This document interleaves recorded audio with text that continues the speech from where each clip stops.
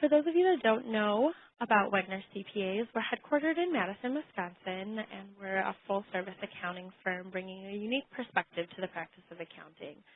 We specialize in a variety of industries, including cooperatives, which I see many of you on the phone today, manufacturers, nonprofits, family-owned businesses, etc. So we're really looking forward to bringing you today's webinar on a very important topic.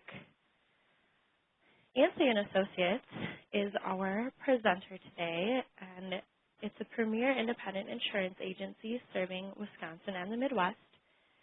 This is one of the top 100 insurance and benefits agencies in the U.S., the second largest in Wisconsin. LeeAnn Associates has succeeded because they've helped clients succeed in securing, protecting, and growing their versions of the American dream. They were founded in 1946. LeeAnn Associates has helped over 15,000 individuals and 5,000 businesses with their commercial insurance, workers' compensation, employee benefits, and home and auto insurance needs. With over 65 years of experience, they continue to grow across Wisconsin and the Midwest because they consistently provide the right insurance and benefit solutions to clients to minimize their risk and maximize their potential for success. Lisa Newman, who is currently switching to her computer, has been in the insurance industry for over 17 years now in Madison and has a passion for assisting employer groups with the complexities of the Affordable Care Act, Cobra, ERISA, FMLA, CINA, HIPAA, Medicare, Part D, and other federal laws. LeeAnn Associates and attorneys have put together a compliance overview that she's been reviewing with her clients and is going to take the time to do that for us today. So with that, I will turn it over to Lisa. Thank you. Good morning. Between 2016 and 2021, the IRS does want to audit all businesses down to a group of 3 employees or more. Now, that's a very hefty goal, and I can't imagine that they're going to be able to accomplish that. However, we do need to be very proactive.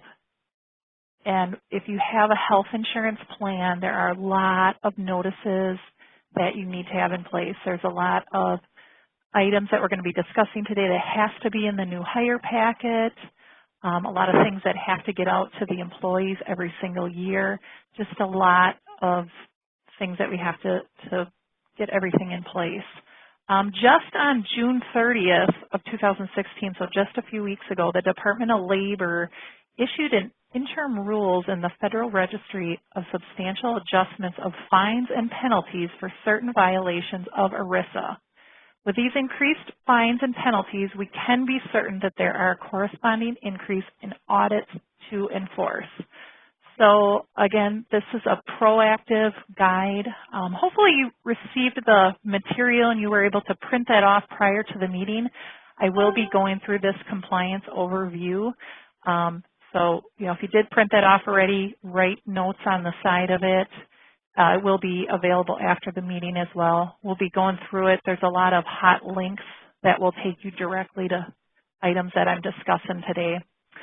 So we're basically going to go over the Affordable Care Act, Cobra, ERISA, FMLA, GINA, HIPAA, Medicare Part D, and other federal laws such as women's health care and cancer rights. And again, just making sure that you have all of these documents in place for when you do get an audit. Hopefully you never get one, but again, it's more prevalent that we will get one today than it was even a couple years ago. So just going through this guide here, the first part, which you'll see statement of grandfathered status, notice of rescission, notice of patient protections, and selection of providers. That's actually your group health plan's responsibility. So Dean, Unity, Physicians Plus, GHC, WPS, United Healthcare Security, Anthem, whoever you have for your health plan, they are providing all of that to you. You do not have to worry about that. What I do want to make sure of is this summary of benefits and coverage.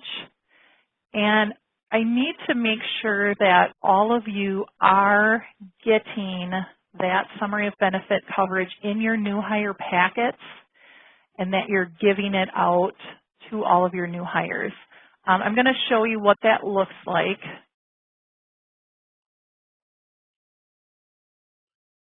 right here.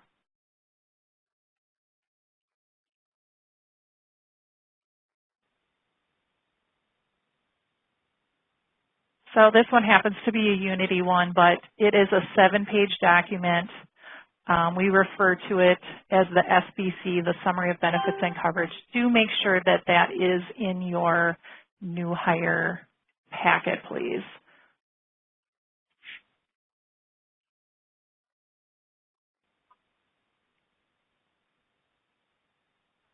So going back to our compliance overview, we're basically just going down line by line of what was sent out prior to the meeting.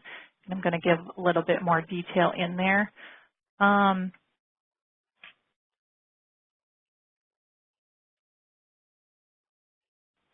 page 3, where it says the 60-day advance notice of plan changes, that is for the insurance carrier, and they have to notify you 60 days in advance of a plan change, something in their SBC that's changing, so that is the health insurance carrier's responsibility. We're now on to page 4, where it says IRS Form W2. An aggregate cost of applicable employer-sponsored coverage must be included in the employee's W-2 forms. So if you are an employer that is smaller than 250 W-2s that you do in a year, you do not have to do this W-2 aggregate cost. But if you are doing more than 250, you are required to put that on your W-2. Your Wagner or your accounting firm that you're using is probably, or your payroll company is probably assisting you in all of that. This exchange notice, I also want everyone to be aware that this exchange notice does also need to be in all the new hire packets. I'll go ahead and show you what that exchange notice looks like.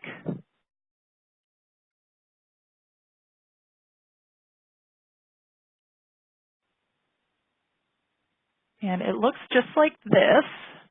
Hopefully you've seen it before, but do make sure you are putting it in your new hire packet. We realize that groups that are 50 and over, they are not eligible for any subsidies if your plan is set up correctly.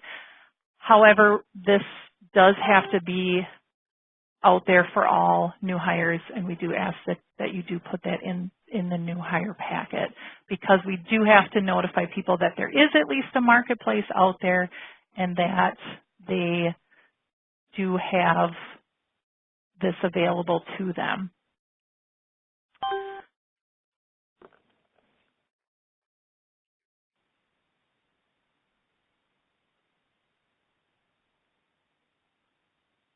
Lisa, there's a question Yeah. from Sue that says, does the SBC need to be at new hire or when eligible? Yes, they can give them, depending how they do it, they just have to make sure that their employee gets it. So if they want to wait until after they're eligible, that's completely fine.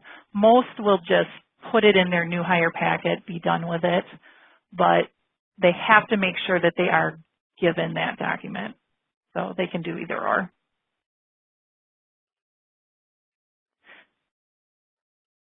Just because we're going through a lot of forms today, my contact information will be available at the end of the presentation as well. But anything we're going over and you don't know where to get it, you don't know, you haven't seen that form before and you need access to it, please feel free to contact me at lisa.newman@ansay.com. Again, my phone number will be available at the end of the presentation here, but that is my contact information as well. I know we're going over lots of things today. We are now on page 5, where it talks about the reporting. If you are an employer group that has 50 or more full-time employees, you're probably very aware that you had to do some reporting to the IRS this year.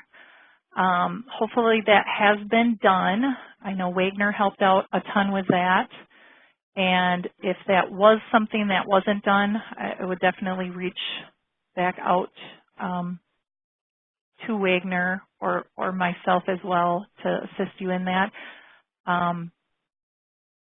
But that will keep continuing here year after year after year, reporting that we'll have to send to the IRS. We are now on page 6. The code 6055 reporting, it's very similar.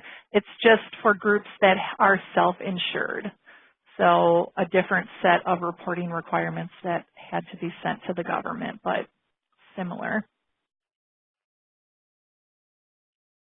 Now we are on page 7 where it has the initial general Cobra Notice. This is for plan administrators must provide within 90 days of when the group health plan coverage begins. So I will show you what this notice looks like. And many people miss this one, by the way, but everything that I'm going through today, when the Department of Labor comes in, they're going through line by line and actually making sure that all of these things are covered. So little things that you're not doing, they're just little, they're more audits, they're more penalties that you can obviously obtain if you're an employer. So everything you can do to keep up with this, get everything in order, the better off you'll be if and when they do ever come in and audit you. So this is a general notice. This says somebody did gain coverage. They picked up the Dean Health Insurance Plan. They have coverage now, and we do have to give this notice to them within 90 days of when their health coverage begins. So this is a sample of what this looks like.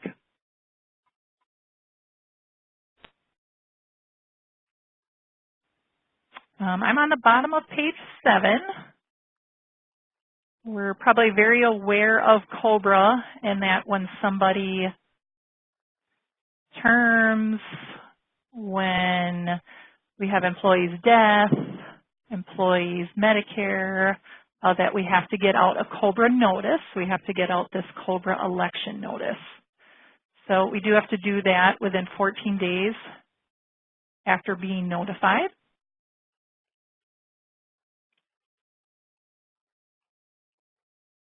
You're probably very aware of what this notice looks like, but I will bring it up here to show you.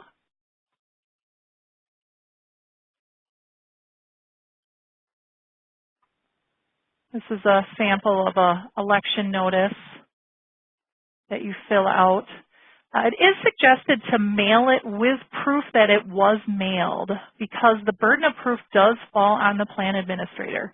So standard practice is to mail this certified mail. So our HR consultants who have helped us put all of this together with the attorneys, they do recommend that does go out certified mail. You can also give them a copy on their exit interview, but they do recommend that both are done.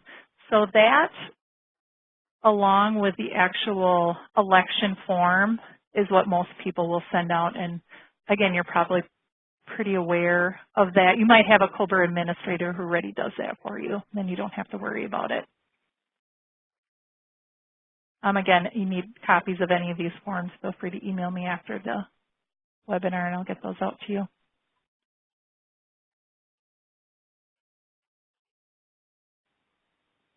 On page 8, notice of unavailability of Cobra just states that the plan administrator must send notice that an individual is not entitled to Cobra coverage if that were the case. Early termination of Cobra coverage, qualified beneficiaries, that Cobra coverage will terminate earlier than their actual benefit period of coverage. They must be notified of that. If they didn't pay enough, they had insufficient payment, plan administrators must notify the qualified beneficiary that payment for Cobra was significantly less than the correct amount. And also premium notice change. At open enrollment, our premiums might change for a Cobra participant, so we do need to send them out notice that their premium has changed as well. Now I'm on page 9, where it talks a lot about ERISA. And again, everything I'm going through today has small audit triggers on it. If they come in and they find out that some of these things aren't in place, you can get fines for not having these things in place. One that is newer, and some of you may know about, some of you may not know about, but it's called a summary plan description. And a summary plan description, what it actually is it is a 50-plus page document that takes your health, dental, disability, life insurance, vision, AFLAC, whatever companies you have at your employer group, and it wraps them all into one document. It talks about grievances. It talks about the appeals process. It talks about Cobra. It talks about everything. This is a sample of what one looks like.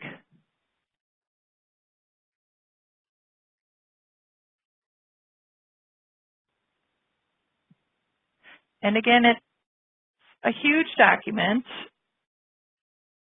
Employees aren't going to read it, unfortunately, but it is something that does have to be in place, and it's called a SPD wrap.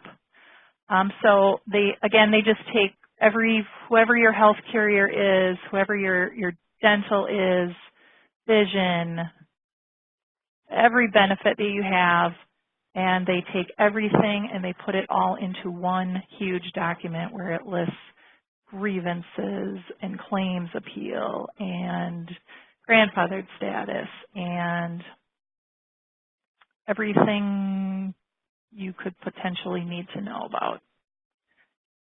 Again, if you do not have an SPD wrap in place, feel free to contact me after the meeting. That's a sample of one, and it is a very large document, but we do recommend having that in place. That SPD, if you update it, meaning you have to change a carrier, let's say you go from Unity to Dean, then you have to furnish a new one every 5 years. But if you made no changes, all the carriers are the same, you only have to have the SPD summary plan description wrap document updated every 10 years. So it is something that you don't have to do a lot of once it's done. You're pretty much good. If you had to change a carrier, that's fine. If you had to change a plan design within the carriers, you do not have to update it at all. So let's say you're with Delta Dental and you went from a $25 deductible to a $50 deductible, you don't need to change that wrap document at all. It's only if you went from Delta Dental to, say, Guardian Dental, that you'd have to update it. When you update that wrap document, you fill out what's called a summary of material modification form. And that satisfies your requirement.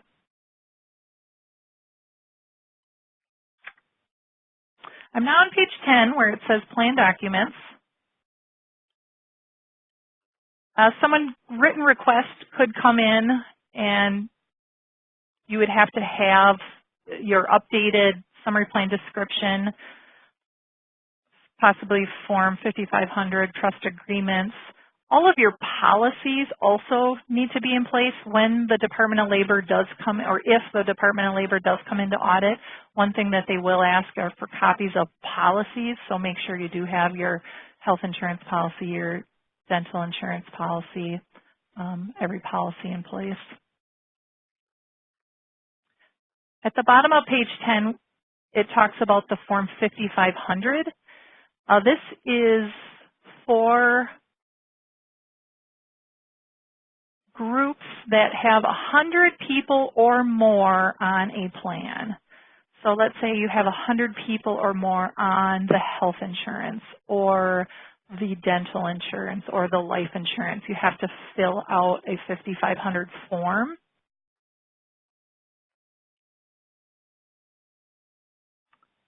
Form 1M,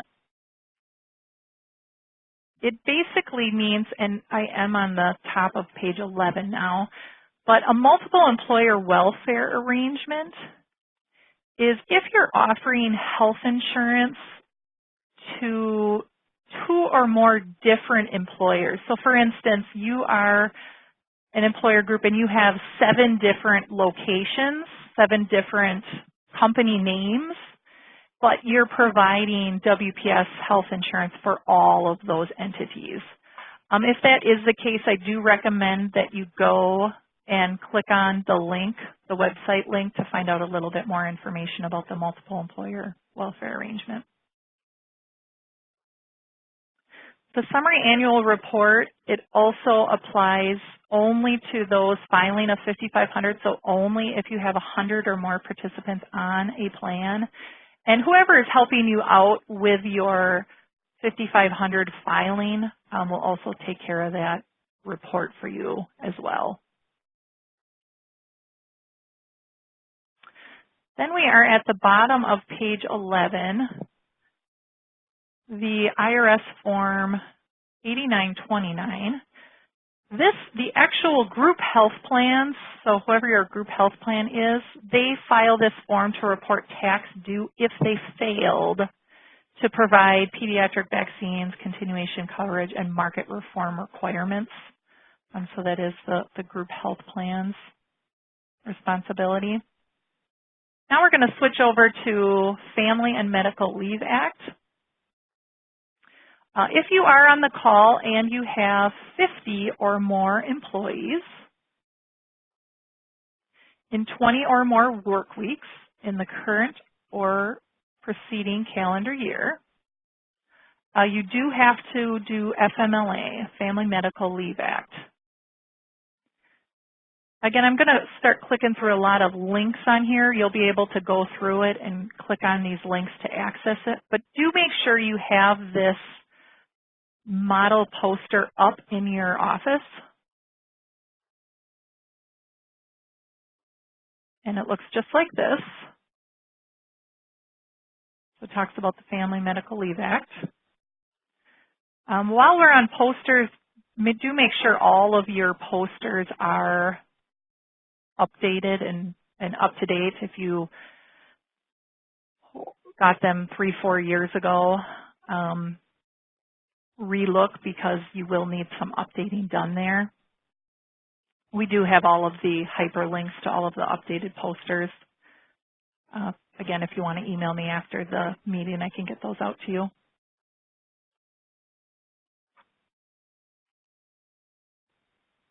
Notice of eligibility, rights, and responsibilities. Again, the Department of Labor has issued a model notice, which if you're doing FMLA, you're probably used to seeing this. It looks just like this. You're filling it out. And the designation notice needs to be filled out. Within 5 days of receiving the information to grant or deny FMLA leave. This model notice has also been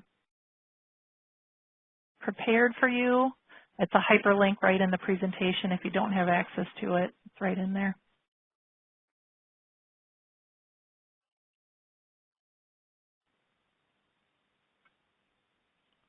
Now I'm on page 13. Genetic Information and Non-Discrimination Act. That is actually the responsibility of the health plan.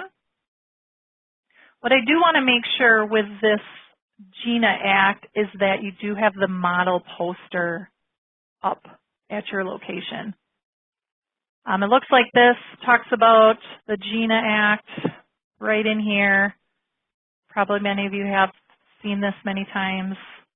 If you have it, you're compliant, you're up to date. Again, you can just click on the hyperlink to get that poster. So that's what you need to know on the GINA part.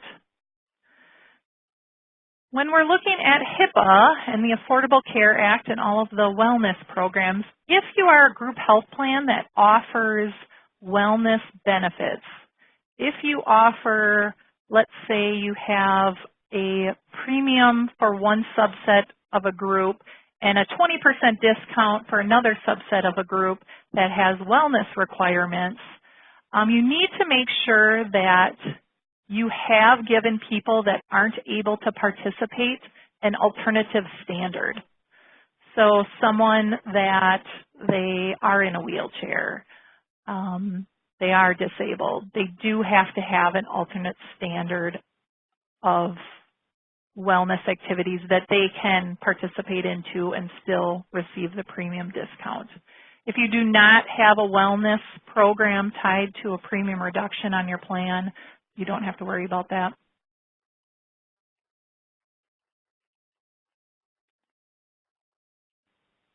Then I'm on page 15, the HIPAA privacy and security. As you're going to the doctor's offices, dentists, everyone, we're obviously filling out a lot more HIPAA forms, privacy forms. The health carriers are having to send a lot of this out. So this is all their responsibility, but do want you to be aware of it.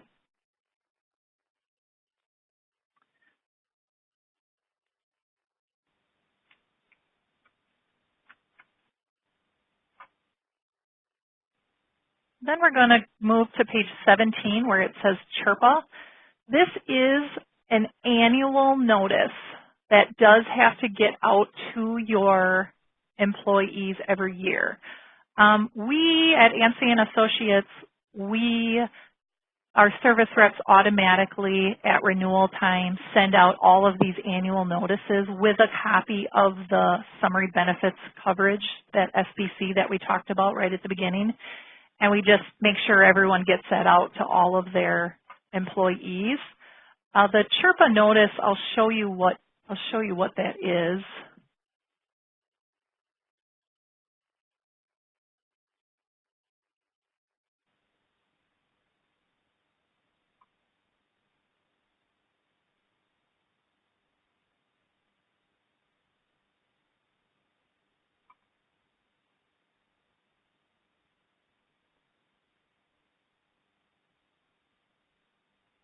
Looks like this.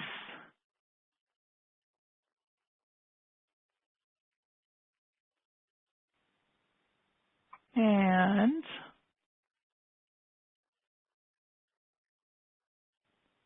my mouse isn't scrolling through it. I'm a little stuck right now. But at the bottom, it talks about the CHRPA.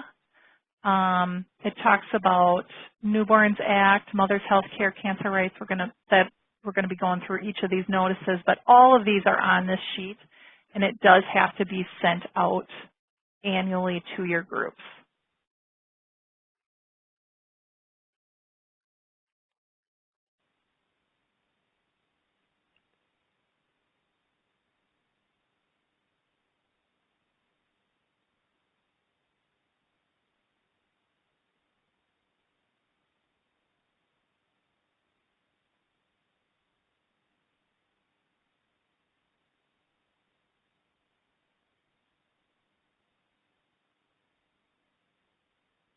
Sorry about that.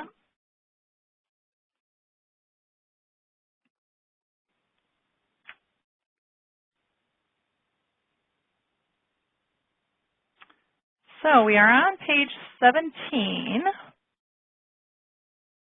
Right around mid-September, you'll have to get out a Medicare Part D credible or non-credible coverage disclosure notice.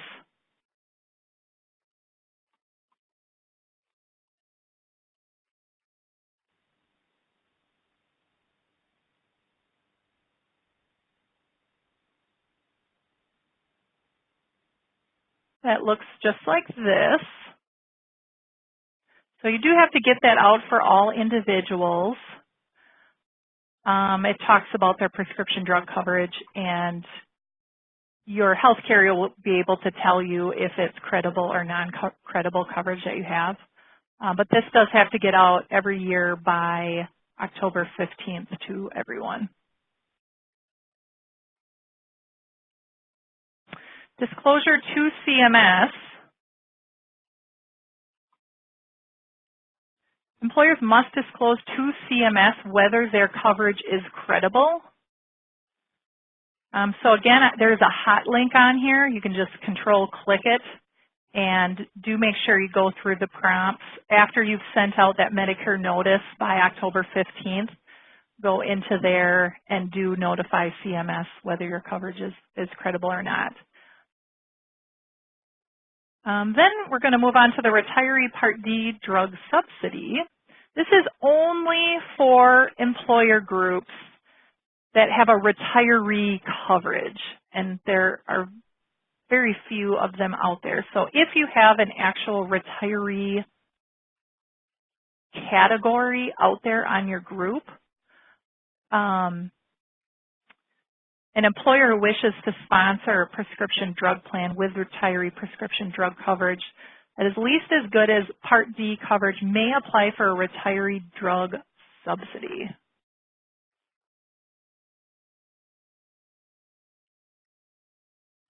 Then on the bottom of page 18, the Mental Health Parity Addiction Equity Act, that is part of the group health plan, so they are responsible for all of that. Then we're on page 19, Michelle's Law. That is for employer groups. We have to cover dependent children up to age 26.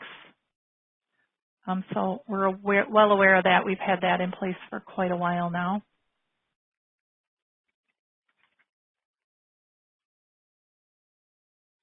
Page 20, the Newborns and Mother Protection Act. Again, this is an annual notice that does have to be sent out. My screen kind of froze on me when I pulled it up the last time, so I'm not going to pull it up again. But again, if you need access to that document,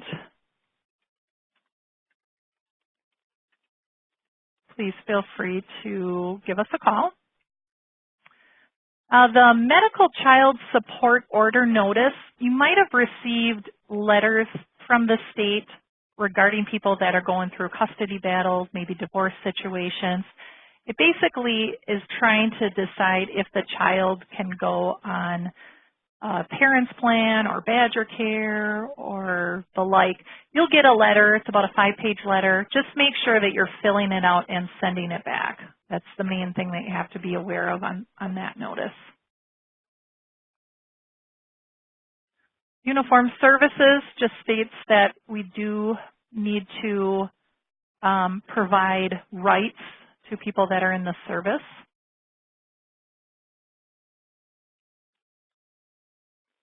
Medicare as a secondary payer.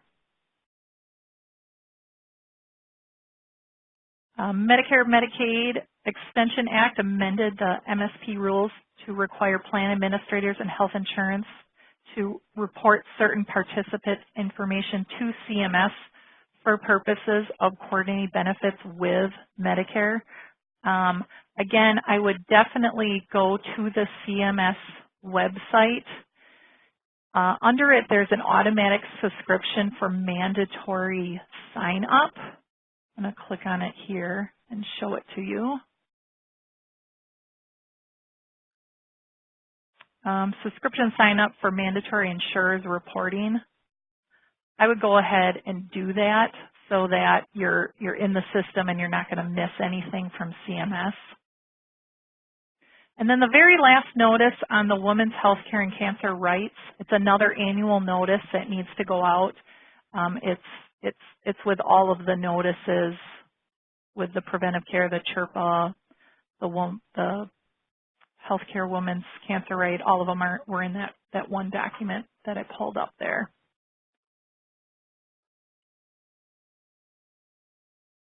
So with that, I conclude today's compliance overview.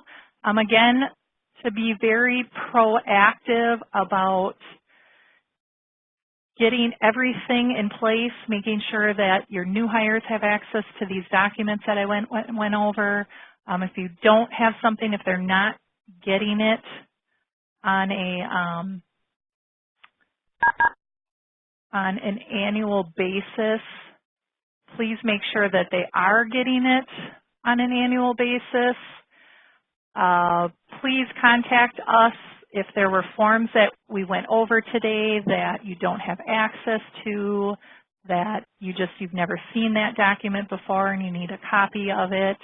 We are very involved in the compliance side of it, the Affordable Care Act, with all of these rules that we have going on today is like nothing I've ever seen before. So to be proactive and get everything in place is extremely important. So I thank you for your time today.